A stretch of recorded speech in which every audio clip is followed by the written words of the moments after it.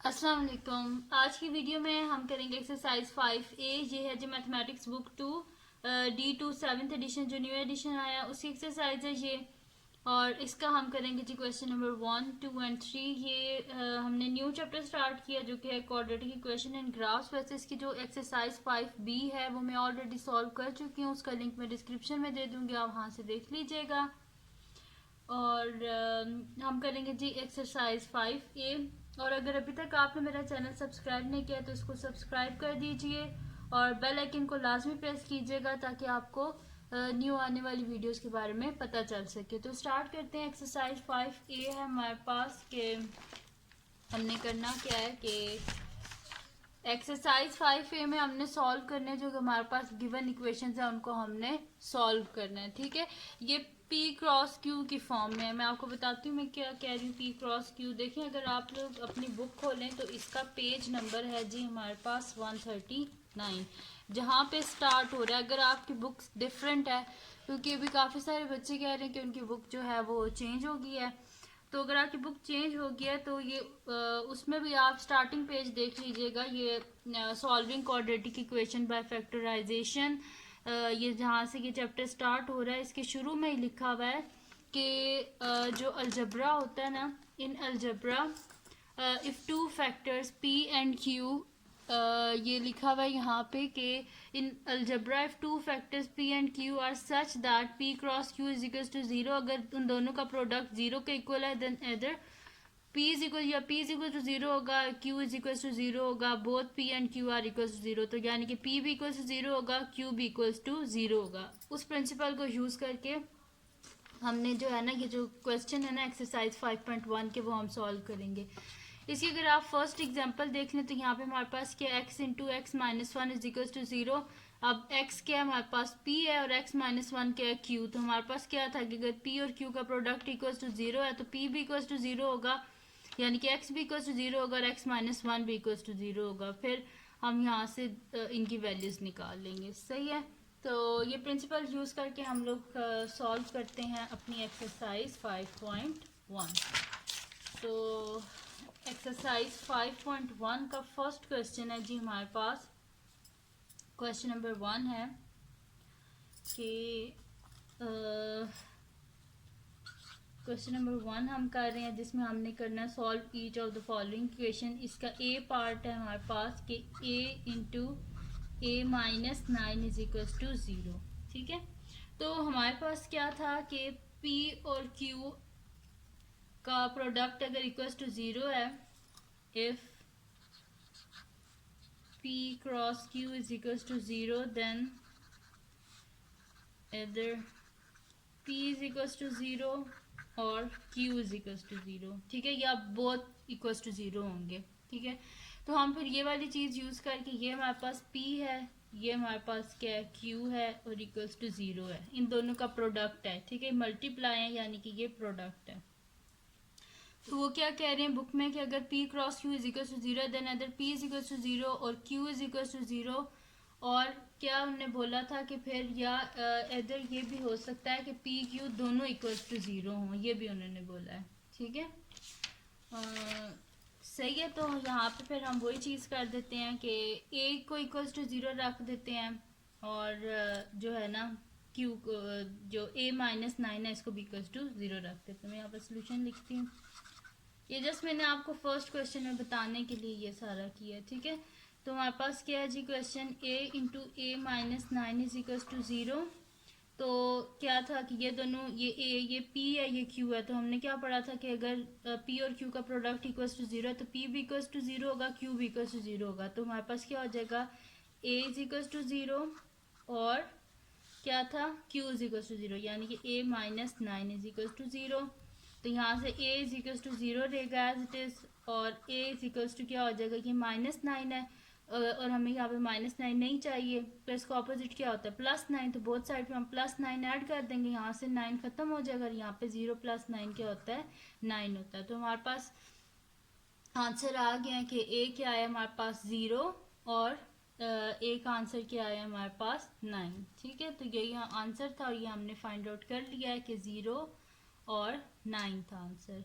सही है, अब हम करते हैं जी इसका नेक्स्ट क्वेश्चन, जो कि हमारे पास है बी पार्ट है इसका, कि बी पार्ट है जी B into B plus 7 is equals to 0। ठीक है, ये हमारे पास इसका, वैसे अगर आप लोग आंसर चेक करना चाहते हैं तो बैक साइड से चेक भी कर लीजिए, यही होगा। हमारे पास है जी एक्सरसाइज 5A, क्योंकि काफ़ी सारे स्टूडेंट कहते हैं आप साथ में एंड से चेक भी किया करें। तो ये देख लें, ए का आंसर ये एक्सरसाइज 5A है और क्वेश्चन नंबर 1 है। इसका आंसर क्या आ रहा है 0 और 9, और हमारा क्या आ रहा है 0 और 9। ठीक है जी, तो ये बिल्कुल ठीक हमारा आंसर आया है। अब हम इसका नेक्स्ट पार्ट जो है बी पार्ट उसको कर लेते हैं। ये भी बिल्कुल वैसे ही है जैसे हमने ए पार्ट किया है। अच्छा जी, अब इसमें हम क्या कर लेते हैं जी, सॉल्यूशन स्टार्ट करते हैं, वैसे ही करेंगे जैसे ए पार्ट किया है। इसमें हम लिख लेंगे कि सबसे पहले तो क्वेश्चन लिख लेते हैं कि हमारे पास क्या है, a into B plus 7 is equals to 0। ये क्या है, पी और क्यू दोनों का प्रोडक्ट इक्वल्स टू 0 है, तो पी भी इज इक्वल्स टू 0 होगा और क्यू भी इक्वल्स टू 0 होगा, यानी कि बी प्लस 7 भी इक्वल्स टू 0 होगा हमारे पास। तो ये आ जाएगा, बी का आंसर तो आ गया हमारे पास 0 और बी प्लस 7 इक्वल्स टू 0 है, यानी कि बी इज इक्वल्स टू, ये प्लस 7 इधर आ क्या हो जाएगा -7। ठीक है, तो ये आंसर आ गया हमारे पास।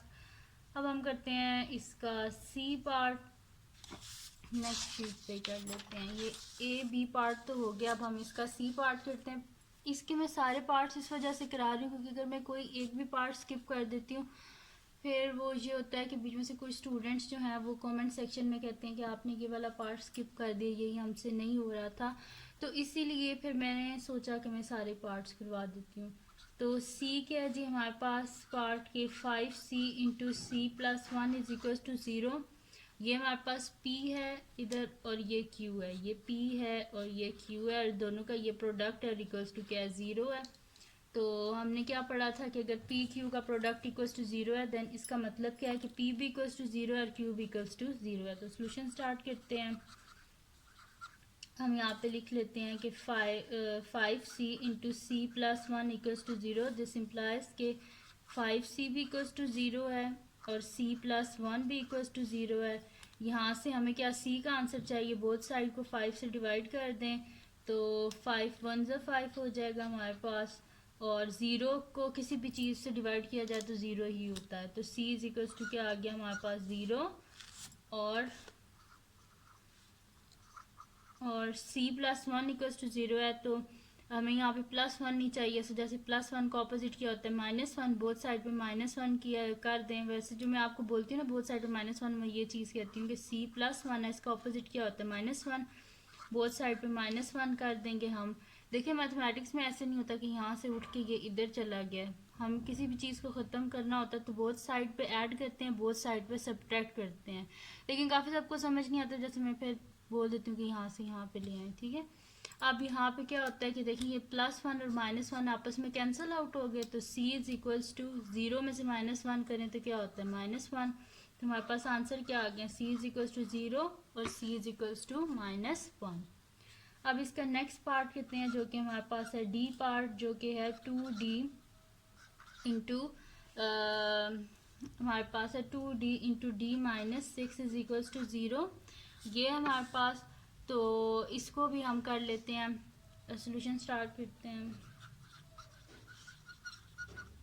ठीक है, ये हमारे पास P और ये Q है, तो 2D into D minus 6 is equals to 0। तो हमने क्या पढ़ा था कि P भी इक्वल्स टू 0 है और Q भी इक्वल्स टू 0 है, तो 2D इज इक्वल्स टू 0 और D minus 6 is equals to 0। तो यहाँ से हमारे पास क्या आ जाएगा, बोथ साइड को 2 से डिवाइड कर दें तो हमारे पास हो जाएगा 2 1 ज़ा 2 और 0 से किसी भी चीज़ को डिवाइड किया जाए 0 ही आ जाता है। तो D इज इक्वल्स टू 0 और दूसरी साइड पे क्या था, D minus 6 is equals to 0।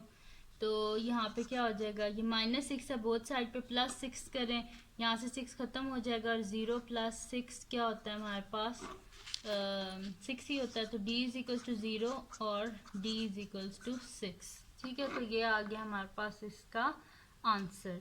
ठीक है जी, अब हम करते हैं इसका नेक्स्ट पार्ट जो कि हमारे पास है ई पार्ट। तो जी ई पार्ट है हमारे पास अब कि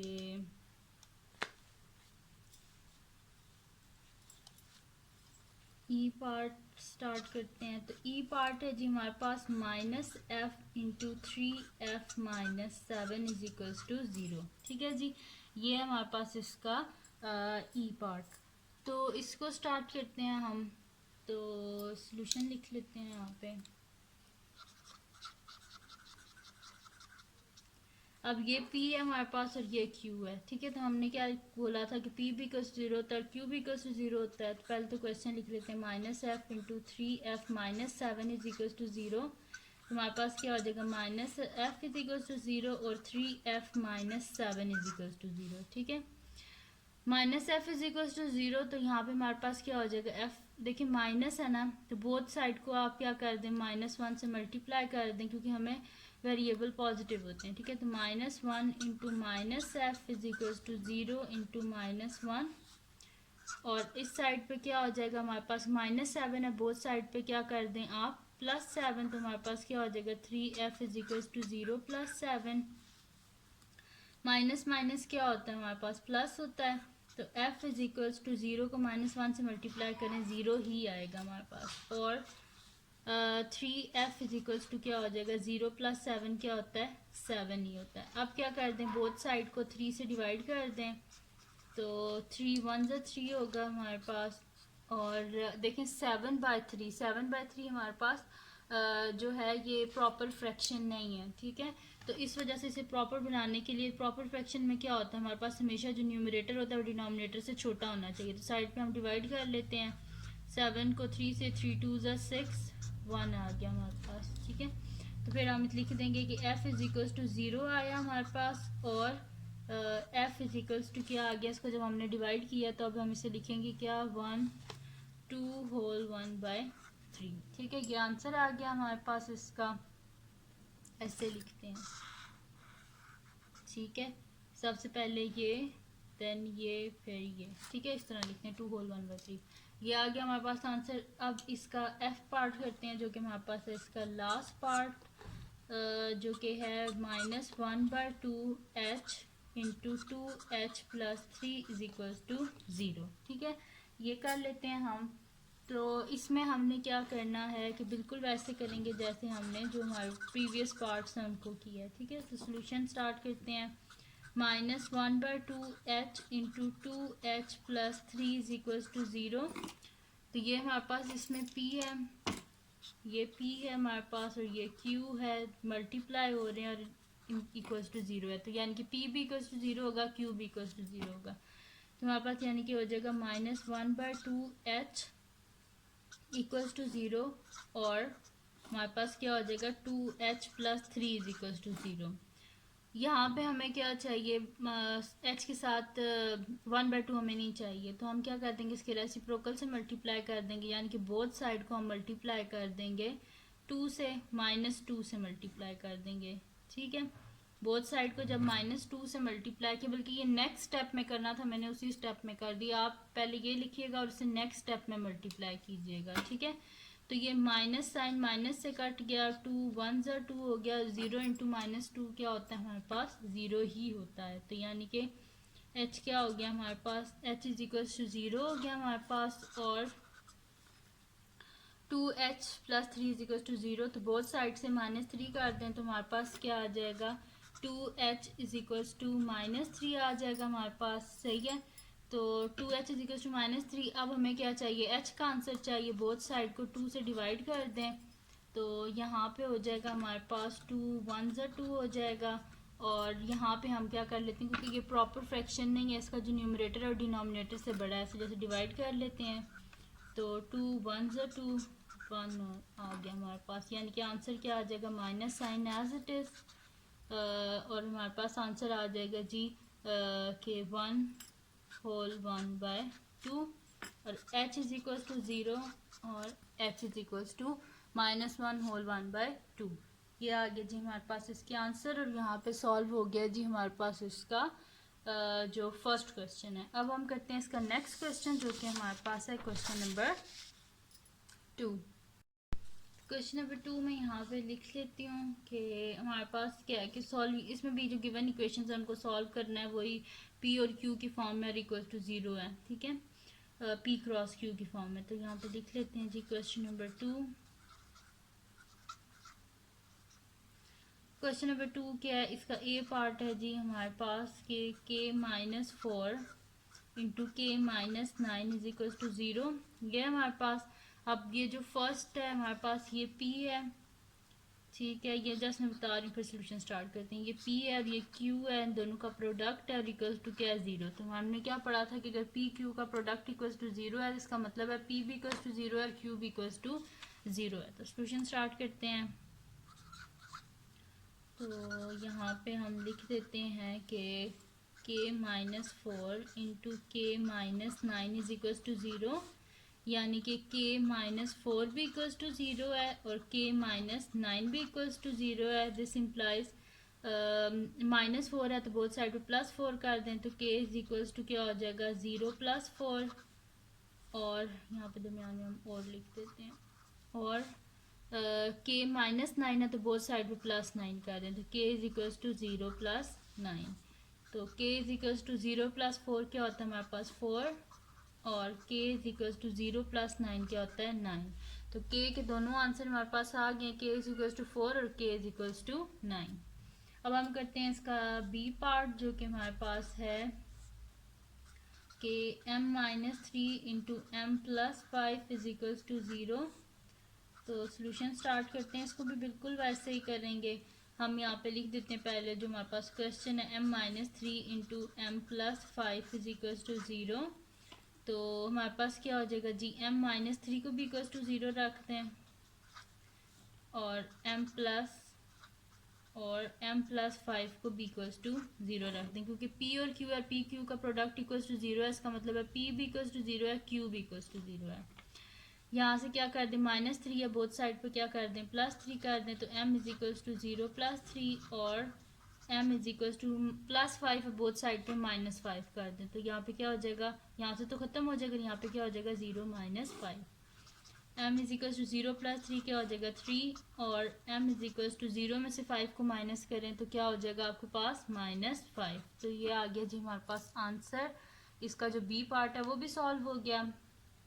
अब हम करते हैं इसका c पार्ट, जो कि हमारे पास है कि n plus 4 into N minus 11 equals to 0। तो ये हमारे पास हो जाएगा। सोल्यूशन स्टार्ट करते हैं,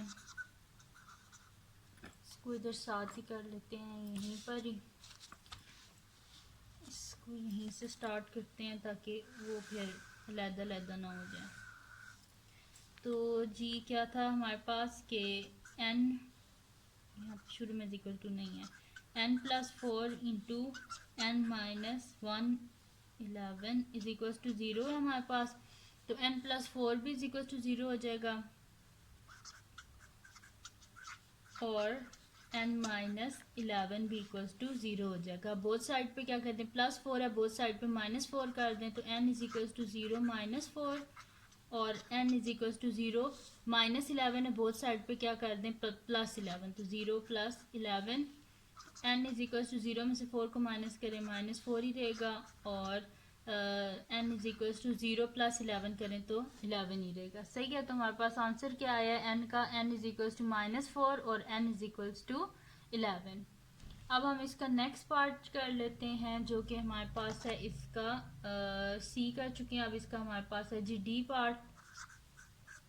डी पार्ट क्या है जी हमारे पास के p plus 1 into P plus 2 is equals to 0। तो सोल्यूशन स्टार्ट करते हैं। ये हमारे पास p है और ये q है, इक्वल्स टू 0, इन दोनों का प्रोडक्ट इक्वल्स टू 0 है, यानी कि p भी इक्वल्स टू 0 हो जाएगा, q भी इक्वल्स टू 0 हो जाएगा, यानी कि फर्स्ट जो ब्रैकेट है ये p की है, सेकंड q की है, इस तरह। सही है। तो सोल्यूशन स्टार्ट करते हैं। तो ये हमारे पास हो जाएगा जी, क्वेश्चन है जी p plus 1 into P plus 2 is equals to 0। तो हमारे पास हो जाएगा p प्लस 1 भी इक्वल्स टू 0 और p प्लस 2 भी इक्वल्स टू 0 हो जाएगा। अब आप क्या कर लें कि बोथ साइड पे देखें प्लस 1 है, बोथ साइड पे आप क्या कर लें माइनस 1 कर लें, ताकि यहाँ से प्लस 1 खत्म हो जाए, 0 माइनस 1 हो जाएगा यहाँ पे। तो p is equals to 0 minus 1, और p इज इक्वल्स टू +2 है, बोथ साइड पे -2 कर दें, यहाँ से 2 खत्म हो जाएगा, यहाँ पे क्या हो जाएगा 0 - 2।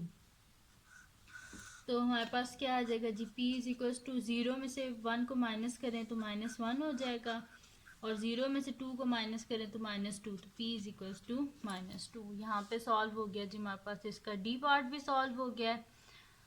अब हम करते हैं इसका नेक्स्ट पार्ट जो कि हमारे पास है ई पार्ट है जी हमारे पास के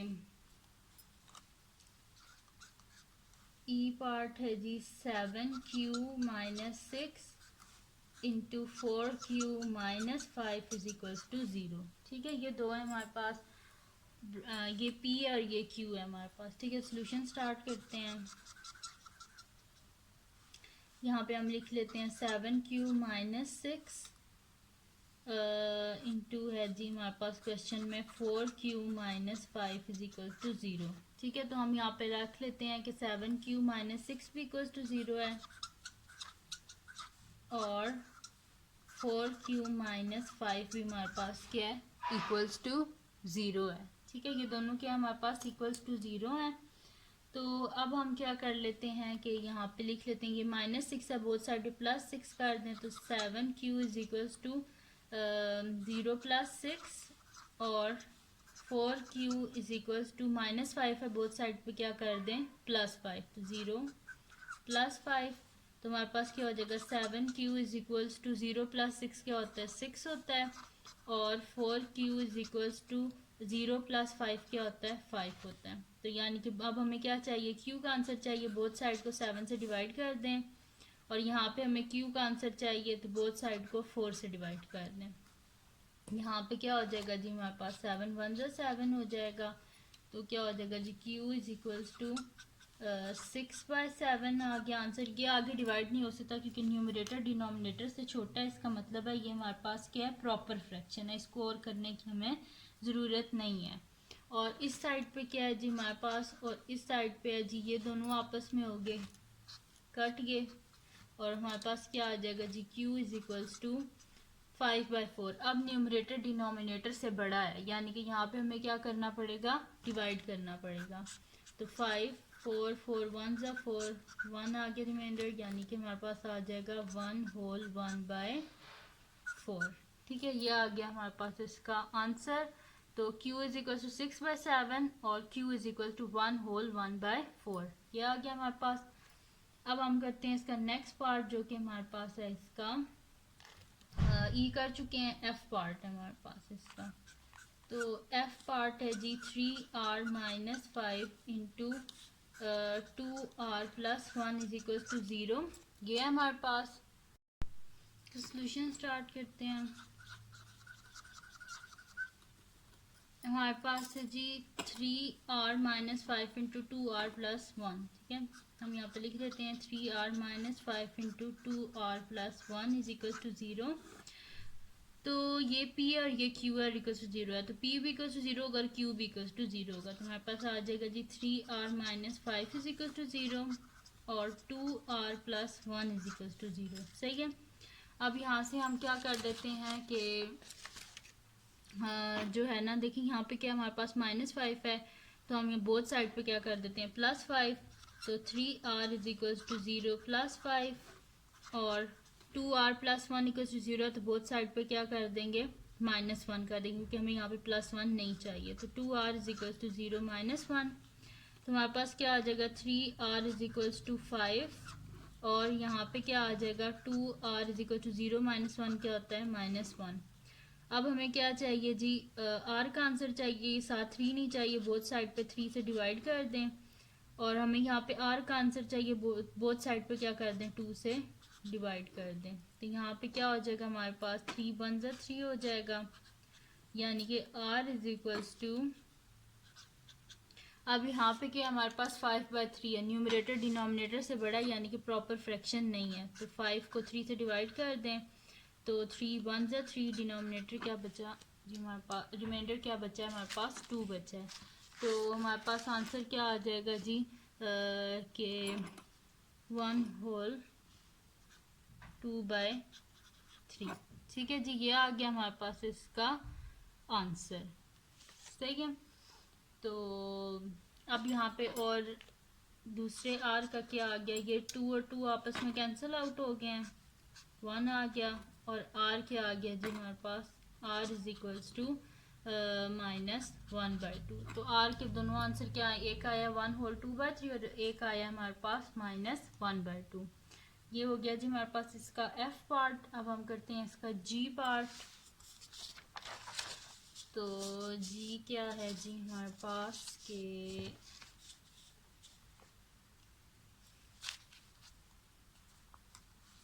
g है जी हमारे पास के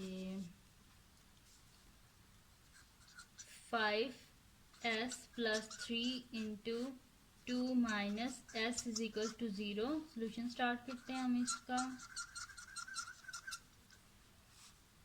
हमारे पास है जी 5s + 3 into 2 - s is equal to 0, ये हमारे पास, ठीक है। तो इसको हम कर लेते हैं कि बिल्कुल वैसे कर लेते हैं कि p और ये q इक्वल टू 0 है, तो p भी इक्वल टू 0, q भी इक्वल टू 0। तो हमारे पास हो जाएगा जी 5s + 3 इज इक्वल टू 0 और 2 - s इज इक्वल टू 0। सही है। अब यहाँ से क्या कर दे, बोथ साइड को 3 से माइनस कर देंगे क्योंकि हमें यहाँ पे 3 नहीं चाहिए, हमें सिर्फ s का आंसर चाहिए। सही है। तो हमारे पास क्या हो जाएगा, 5s इज इक्वल्स टू, यहाँ से माइनस करें तो हमारे पास क्या हो जाएगा, इज इक्वल टू 0 - 3 और 2 - s है, इज इक्वल टू 0 है। तो हम यहाँ पे क्या करते हैं, s को इस साइड पे ले आते हैं, तो हमारे पास क्या हो जाएगा, 2 is equal to 0 plus s। तो 5s इज इक्वल्स टू -3 और 2 इज इक्वल्स टू s आ गया हमारे पास। अब हमें s का आंसर चाहिए, बोथ साइड के क्या करें, 5 से डिवाइड कर दें। तो हमारे पास क्या हो जाएगा, 5 1 ज़ा 5 हो जाएगा हमारे पास। तो s इज इक्वल्स टू यानी कि हमारे पास आ जाएगा -3/5 और 2 इज इक्वल्स टू s या s इज इक्वल्स टू एक ही बात है, और s इज इक्वल्स टू क्या आ गया हमारे पास 2। ठीक है। तो ये दोनों आंसर थे, फाइंड आउट हमने करने थे और ये हमने फाइंड आउट कर लिए हैं। अब हम करते हैं इसका जी लास्ट पार्ट जो कि हमारे पास है h पार्ट, और वो क्या है जी के h पार्ट है जी -2 -2t - 5 into 8t - 5 is equal to 0। ये है जी हमारे पास इसका पार्ट। तो इसको हम सॉल्व कर लेते हैं। तो यहाँ पे सॉल्यूशन लिखते हैं। ठीक है, सॉल्यूशन लिख लिया। हमारे पास क्या है जी, 2t - 5 इंटू हमारे पास क्या है जी 8t - 5 इज इक्वल टू 0, ये हमारे पास। तो इसको हम सॉल्व करते हैं। तो ये p है हमारे पास और ये क्या है, q है। तो हम यहाँ पे लिख देते हैं -2t - 5 इज इक्वल टू 0 और 8t - 5 इज इक्वल टू 0। ठीक है, ये आ गया हमारे पास। अब यहाँ पे हम क्या कर देते हैं, हमें t का आंसर चाहिए, बोथ साइड को क्या कर देते हैं, +5 कर देते हैं। तो हमारे पास क्या हो जाएगा, -2t, ये -5 यहाँ से ख़त्म हो जाएगा, इज इक्वल टू 0 + 5 और ये क्या हमारे पास 8t इज इक्वल टू -5 नहीं चाहिए, बोथ साइड पे क्या कर देते हैं, +5 कर देते हैं, यहाँ से ख़त्म हो जाएगा, यहाँ पे क्या हो जाएगा 0 + 5। तो -2t इज इक्वल टू 0 + 5 क्या हो जाएगा 5 हो जाएगा, और 8t क्या हो जाएगा 0 + 5 क्या होता है 5 ही होता है। अब हमें क्या चाहिए, यहाँ पे t का आंसर चाहिए, बोथ साइड को क्या कर दें, -2 से डिवाइड कर दें। यहाँ पे हमें t का आंसर चाहिए, बोथ साइड को 8 से डिवाइड कर दें। सही है। तो यहाँ पे -2 और -2 कैंसिल आउट हो गए, तो t इज इक्वल टू क्या हो गया हमारे पास,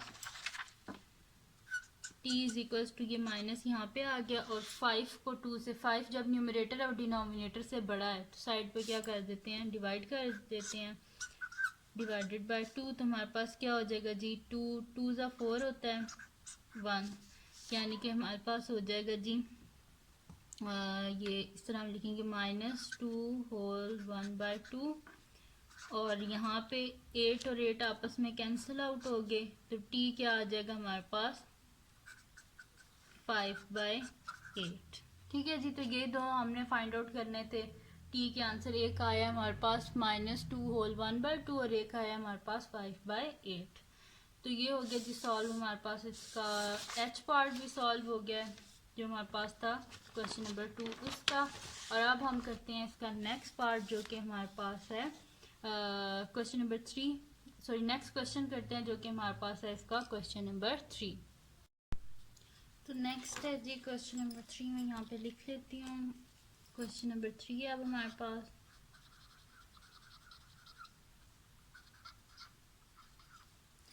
क्वेश्चन नंबर 3 का ए पार्ट है जी हमारे पास कि a² + 9a = 0।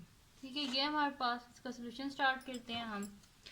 इसको हमने जी इस तरह करना है कि इसमें से सबसे पहले हमने p और q जो नहीं है वो हमने इसे p और q की फॉर्म में बनाना है। ठीक है, तो सबसे पहले हम इसे p और q की फॉर्म में बनाते हैं, फिर हम = 0 रख के हम अपने जो आंसर्स हैं उनको फाइंड आउट कर लेंगे। ठीक है, तो यहाँ पे स्टार्ट करते हैं। हमारे पास क्वेश्चन है जी कि a²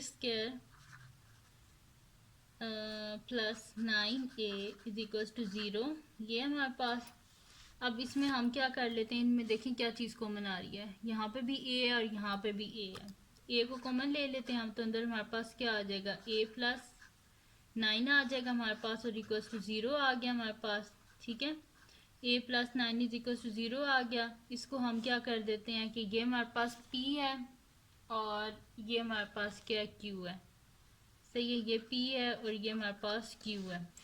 तो p = 0, q = 0, यानी कि a = 0 हो जाएगा हमारे पास और a + 9 क्या हो जाएगा हमारे पास, 0 हो जाएगा। सही है, यहाँ से हमारे पास क्या आ गया जी, a = 0 तो आ गया और ये इनके दोनों का प्रोडक्ट था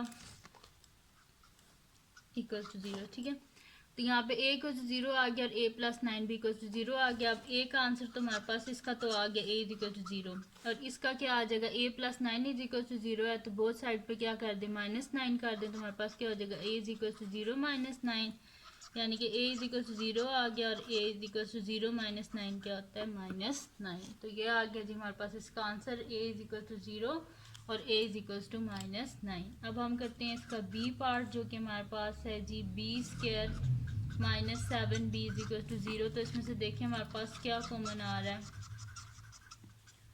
b कॉमन आ रहा है तो b को कॉमन ले लें। b पहले तो क्वेश्चन लिख लेते हैं। तो इसमें से कॉमन क्या आ रहा है, b कॉमन आ रहा है और अंदर क्या आ जाएगा, b - 7, क्योंकि b² है यानी कि 2 टाइम्स b है। एक b बीच में से कॉमन ले लिया तो अंदर एक b रह गया, minus sign as it is, 7 as it is, b बाहर कॉमन ले चुके हैं = 0, यानी कि ये हमारे पास p और ये q है, इन दोनों का प्रोडक्ट किसके इक्वल है, 0 के, यानी कि b भी = 0 है हमारे पास और b - 7 भी = 0 है हमारे पास। तो b = 0 है और b - 7 = 0 है, बोथ साइड पे क्या कर दें, +7, तो b = 0 + 7, b = 0 और b = 7। 0 + 7 क्या होता है हमारे पास, 7। तो ये हो गया जी इसका b पार्ट भी सॉल्व हो गया हमारे पास। अब हम करते हैं इसका नेक्स्ट पार्ट जो कि हमारे पास है इसका सी पार्ट। तो सी पार्ट है जी हमारे पास के 5c² + 25c = 0, ये हमारे पास। ठीक है, तो सॉल्यूशन स्टार्ट करते हैं। तो हम यहाँ पे लिख लेते हैं क्या है जी हमारे पास क्वेश्चन के 5c² + 25c = 0। इसमें से कॉमन क्या आ रहा है हमारे पास, कॉमन देखेंगे भी 5 1 से 5 होता है, 5 5 से 25, तो एक तो आ गया जी हमारे पास इसमें से कॉमन 5 आ गया और दूसरा ये भी c है और ये भी c है, ये c² है यानी कि 2 टाइम्स c और ये खाली c है यानी कि c भी कॉमन आ गया। तो यहाँ पे हमारे पास अंदर क्या आ जाएगा, एक c आ जाएगा प्लस 5 5 से 25 होते हैं, c ऑलरेडी हम कॉमन ले चुके हैं, ब्रैकेट क्लोज = 0। अब हम क्या कर लेंगे जी, ये हमारे पास p है और ये q है हमारे पास। ठीक है, ये हमारे पास p है, ये हमारे पास q है और इन दोनों का प्रोडक्ट किसके इक्वल है, 0 के इक्वल है। सही है, तो हम क्या लिख देंगे फिर कि 5c = 0 और c plus 5 is equals to 0। ठीक है, p भी इक्वल्स टू 0 कर दिया, q भी इक्वल्स टू 0 कर दिया। बोथ साइड को क्या कर दें, 5 से डिवाइड कर दें यहाँ पे। तो यहाँ पे क्या हो जाएगा जी, 5 1 से 5 हो जाएगा हमारे पास, यानी कि c इज इक्वल्स टू क्या हो गया हमारे पास 0, और c plus 5 is equals to 0 है। बोथ साइड पे क्या कर दें, -5, तो c is equals to 0 -5, c is equals to 0 और c इज इक्वल्स टू -5। ये आ गया जी हमारे पास इसका आंसर। ठीक है जी, ये सॉल्व हो गया सी पार्ट भी हमारे पास। अब हम करते हैं इसका नेक्स्ट पार्ट जो कि हमारे पास है इसका डी पार्ट। तो डी पार्ट है हमारे पास के 3d² -4d is equal to 0, ये हमारे पास। अच्छा, इसमें हमने क्या करना है कि डी को कॉमन ले लेते हैं हम। ठीक है, तो क्योंकि देखें इसमें और तो कोई चीज़ कॉमन नहीं आ रही, सोल्यूशन स्टार्ट करते हैं हम इसका। तो इस दोनों में हमारे पास क्या है जी, 3d² -4d is equal to 0। इसमें हमारे पास कॉमन क्या आ रहा है, डी कॉमन आ रहा है, तो डी को कॉमन ले लें। तो अंदर क्या आ जाएगा हमारे पास, डी को कॉमन ले लिया, 3d² है -4d इज इक्वल टू 0 है। डी को कॉमन ले लिया है, तो हमारे पास क्या आ जाएगा, 3 अंदर आ जाएगा, क्योंकि देखिए और तो कोई चीज़ कॉमन नहीं ले सकती, क्योंकि यहाँ पे 3 और यहाँ पे 4 है। तो 3 डी को कॉमन ले लिया, अंदर क्या आ गया हमारे पास 3 और डी आ गया माइनस, डी को कॉमन ले चुके, अंदर क्या आ जाएगा 4 इज इक्वल टू 0, यानी कि डी इज इक्वल टू 0 हो गया और 3d -4 इज इक्वल टू 0। सही है, ये हो गया हमारे पास। अब यहाँ से हमारे पास क्या, डी का आंसर तो एक आया हुआ 0 और 3d इज इक्वल टू 0। ये देखिए -4 है ना, तो 0 + 4, 3d is equal to 4। Both side को क्या कर दें, 3 से डिवाइड कर दें, तो d इज इक्वल टू क्या आ जाएगा 4/3। लेकिन 4/3 हमारे पास प्रॉपर फ्रैक्शन नहीं है, इस वजह से हम क्या कर देते हैं, इसे डिवाइड कर देते हैं। तो हमारे पास क्या आ जाएगा, 4 और 3 से डिवाइड करें, 3 1 से 3, तो 4 में से 3 गए तो पीछे क्या आ जाएगा, 1 आ जाएगा हमारे पास। सही है, यानी कि यहाँ पे हमारे पास आंसर क्या आ गया, डी का 1 होल 1/3। ठीक है, एक डी का आंसर 0 है और एक डी का आंसर क्या हमारे पास 1 होल 1/3। सही है जी, ये आ गया हमारे पास। अब इसका नेक्स्ट पार्ट है जी हमारे पास, वो है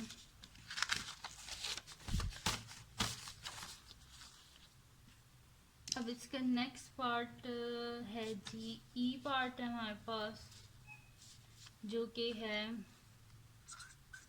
नेक्स्ट ई पार्ट है हमारे पास, जिसमें हमने क्या करना है कि 3f - 81f whole square is equal to 0। अब इसमें से देखें क्या चीज़ कॉमन आ रहा है, एक तो f कॉमन आ रहा है और 3 भी कॉमन आ रहा है, क्योंकि 3 के टेबल में 81 आता है, 327 से क्या होता है हमारे पास 81 होता है।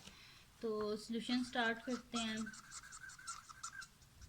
ठीक है जी, यहाँ से हम क्वेश्चन है जी 3f - 81f square is equal to 0 है हमारे पास। यहाँ से 3 को कॉमन ले लेते हैं, f - 3 कितने से होता है, 327 से 81 होता है। तो यहाँ से हमारे पास आ गया जी, और f को भी तो हम कॉमन ले सकते हैं। चले नेक्स्ट स्टेप में मैं f को भी कॉमन ले लेती हूँ, क्योंकि आप फिर मुझे कटिंग करनी पड़ेगी। 27f square is equal to 0 आप इकट्ठा ही ले लीजिएगा। अब f को भी मैं कॉमन ले लेती हूँ, तो यहाँ पे क्या आ जाएगा, f बाहर चला गया तो यानी कि 1 आ जाएगा, -27f स्क्वायर है ना हमारे पास, तो यानी कि 2 टाइम्स f है। एक f बाहर कॉमन ले लिया तो अंदर एक ही f रह जाएगा इज इक्वल टू 0। अब ये हमारे पास p है और ये हमारे पास क्या है, q है, तो यहाँ पे क्या आ जाएगा 3f इज इक्वल टू 0 और 1 - 27f इज इक्वल टू 0। तो यहाँ से क्या हो जाएगा, बोथ साइड को 3 से डिवाइड कर दें, 3 1 ज़ा 3, f is equal to 0 divided by 3 क्या हो जाएगा 0, और 1 - 27f इज इक्वल टू 0 है, यानी कि 1 इज इक्वल टू क्या हो जाएगा, बोथ साइड पे क्या कर दें 27f को ऐड कर दें, तो 0 + 27f क्या हो जाएगा 27f। हमें f का आंसर चाहिए, बोथ साइड को 27 से डिवाइड कर दें, तो f इज इक्वल टू 0 आ जाएगा, और ये 27 और 27 आपस में कैंसिल आउट हो जाएंगे, तो हमारे पास क्या आ जाएगा f इज इक्वल टू 1/27। ये हो गया हमारे पास सॉल्व, इसका ई पार्ट भी सॉल्व हो गया। अब इसका लास्ट पार्ट रह गया हमारे पास जो कि हमने करना है, वो है जी हमारे पास इसका एफ पार्ट, जो कि है जी हमारे पास के -4x² -16h = 0 है। सोल्यूशन स्टार्ट करते हैं जी। इसका हमारे पास है -4x² -16h = 0। इसमें देखें क्या कॉमन आ रहा है हमारे पास, एक तो 4 आ रहा है, 4 1 से 4 होता है और 4 4 से 16 होता है, और एक माइनस का साइन भी कॉमन आ रहा है। सही है, तो हम ले लेते हैं -4 आ गया कॉमन, और h इधर भी और h इधर भी, h को भी कॉमन ले लेते हैं। अब माइनस साइन कॉमन ले चुके हैं, 4 को भी कॉमन ले चुके हैं। यहाँ पे क्या h² है, यानी कि 2 टाइम्स h है, तो एक h एक h बाहर आ चुका है, तो एक h अंदर आएगा। माइनस साइन जब अंदर कॉमन लेते हैं तो उधर साइन चेंज हो जाते हैं, माइनस है तो यहाँ पे क्या हो जाएगा +4 4 सा 16, h बाहर कॉमन ले चुके हैं, ब्रैकेट क्लोज = 0। सही है। अब ये P है हमारे पास और ये Q है, तो -4h भी = 0 आ जाएगा, और h + 4 भी क्या आ जाएगा = 0। बोथ साइड को -4 से डिवाइड कर दें, और इधर क्या हो जाएगा जी हमारे पास -4 और -4 आपस में कैंसिल आउट हो जाएंगे, तो 0 डिवाइडेड बाय -4 क्या होता है 0, और यहाँ पे क्या है जी हमारे पास h + 4 = 0, बोथ साइड पे क्या कर दें -4, तो h = 0 -4 क्या होता है -4। तो ये आंसर आ गया हमारे पास h = 0 और h = -4। ठीक है जी। तो ये थी जी आज की वीडियो, जिसमें मैंने आपको एक्सरसाइज 5A के फर्स्ट 3 करवाए और कंप्लीट क्वेश्चंस करवाए। जैसे थोड़ी लंबी हो गया ये वीडियो, तो अगर ये वीडियो आपको पसंद आई हो तो इसको लाइक कीजिएगा, मेरे चैनल को सब्सक्राइब कीजिएगा और बेल आइकन को लाजमी प्रेस कर दीजिएगा, ताकि आपको न्यू आने वाली वीडियोस के बारे में पता चल सके।